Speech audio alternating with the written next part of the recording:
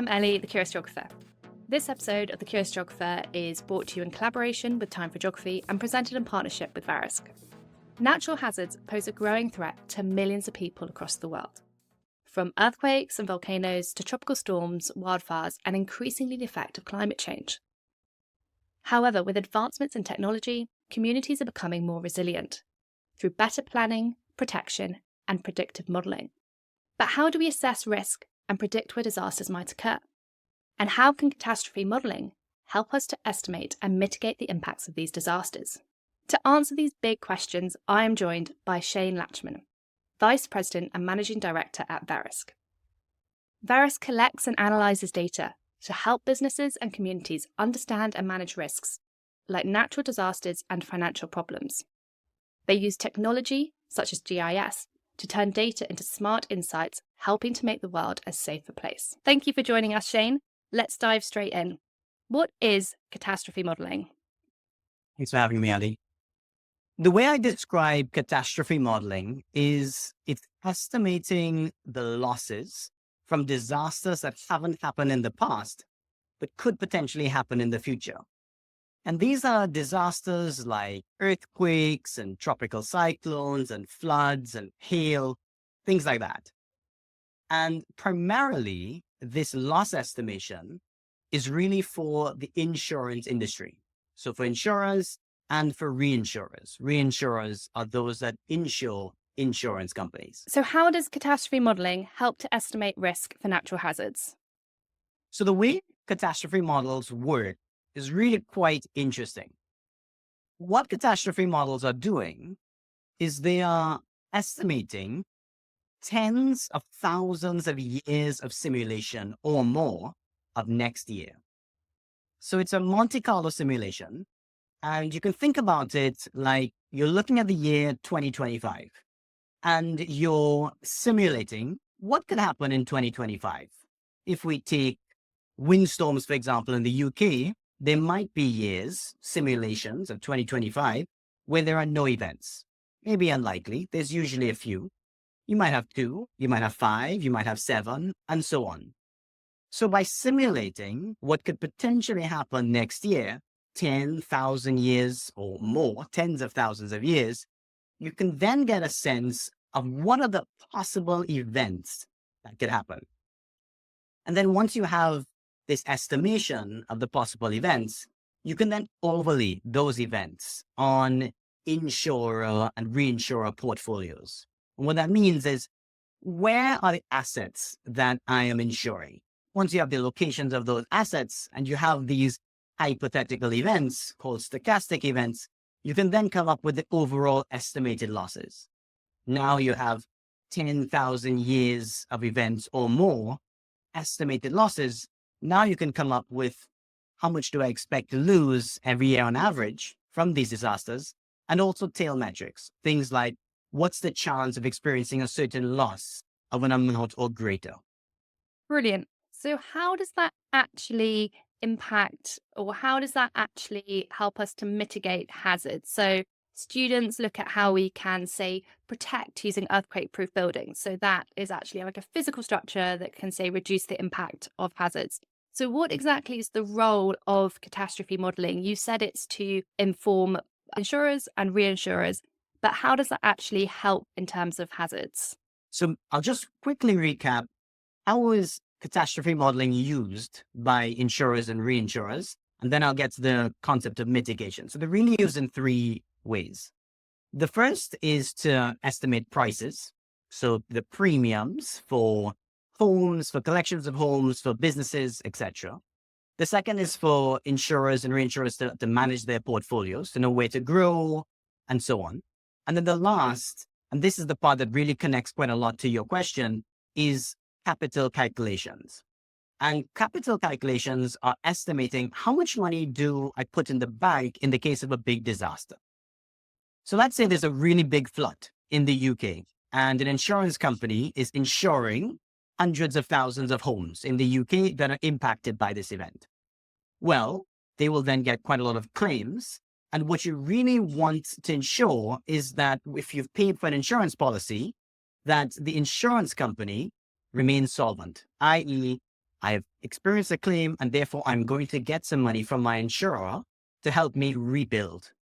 And this is a really big part of catastrophe modeling.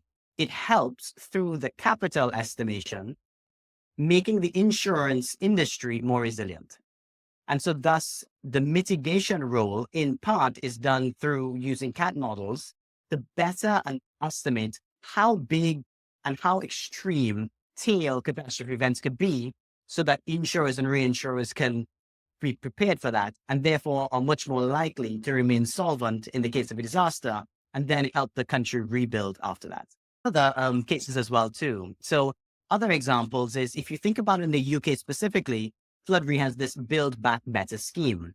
And the idea there is that when you are rebuilding a property after it's been flooded, to put in some resilience metrics, things like wet flood proofing, water valves, removable flood defenses, characteristics can actually be input into a catastrophe model.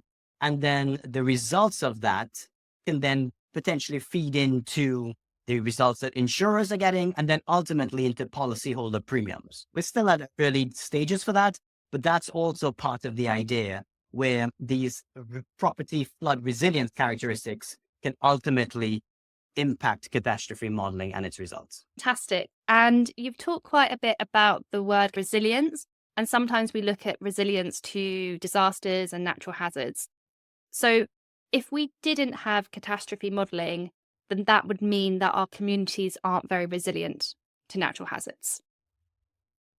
Therefore, thinking about everyday people who are affected and our communities and our countries, how does it help to build community resilience and the capacity to cope if a disaster was to strike? I think the first part is the event happens, and this can be an event in a developed country or a developing country. Catastrophe models are used around the world. More than 120 countries around the world are modeled for all the different types of disasters. And so catastrophe models are supporting the resilience of the insurance industry to make sure that they are still, the insurers and reinsurers are still standing in the case of a disaster, or at least increase the chance that that is happening so that policyholders are paid out.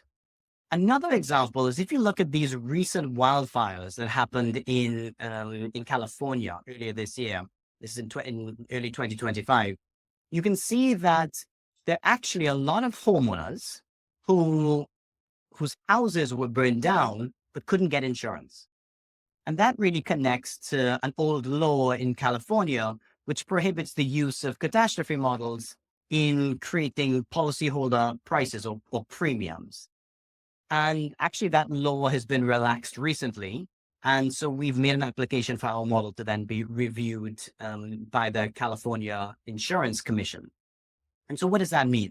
That means that catastrophe models can then be used as an input to creating the overall prices. And then so that means that policyholders, homeowners who couldn't get insurance before, can now potentially be able to get offered insurance more, simply because insurance companies are now able to access a range of tools, including CAT models, to help support the calculation of those policyholder premiums. Are there any particular hazards that are hardest to model? It's a great question. You can certainly say that there are some perils that are very sensitive to geocode location. So what is the latitude, longitude of the location? And if you get that latitude, longitude just a little bit off, you get quite a different result. One example of that is, of course, flooding, because you can imagine that there are some streets with a small amount of slope where you would get, you can be quite flooded, partially flooded, and then not flooded at all, depending on where you are on that street. That's quite different to European windstorms, for example. So those storms that impact Europe that peak during the winter months, those are much more broad brush, and the wind speeds that you get tend to be similar across a wider area. So just from a location point of view, how accurate your geocode location is, it can be different across the different perils. Hail and flood can be quite sensitive to that, and maybe some levels of tropical cyclones and some European windstorms are less sensitive. Another way of answering the question is, where do you have a lot of data for? And if you think about it, earthquakes are quite rare, particularly the larger earthquakes. So when you are calibrating and validating those models, depending on where you are in the world, particularly if you're in areas that are quite stable versus areas that are quite active, you may have less data to input into those kinds of models. And you've mentioned that it can be used across the world by many countries, and it can be used for a range of different hazards, as you said, from tectonics to flooding and to also climate change as well, which I can see being very, very important, particularly as kind of impacts of climate change are becoming more and more extreme. Are there certain countries that are leading the way? Yes. So certainly in terms of how catastrophe modeling is used, in terms of the sophistication of catastrophe modeling, it tends to be more of the developed countries that use catastrophe modeling more in the, for example, estimation of policyholder prices in areas that are very risky. So places like Florida, maybe California, and so on. And also in terms of using catastrophe models for the estimation of risk, those tend to be more in places like Europe, the US, and some other parts of the world. There are certainly other instruments, though. So, for example, there are things called insurance-linked securities, like catastrophe bonds, which is a way of getting a form of reinsurance through the financial markets. And for example, Mexico has been quite involved in that, protecting itself against earthquakes and also hurricanes in that region by specifying earthquakes of a certain magnitude and hurricanes of a certain size in certain places can then get payouts, but through the financial markets as opposed to through insurance. And they've been doing that for quite some time. Well, thank you so much for joining us, Shane, today and explaining how catastrophe modelling can help to estimate risk and then also build up community resilience and the capacity to cope of communities around the world. Stay tuned, everyone, for our next interview where we'll be back with Shane, who will be explaining what it's like to have a career in catastrophe modelling and how you can get into that career if you are interested in this route. Thanks for watching. Bye.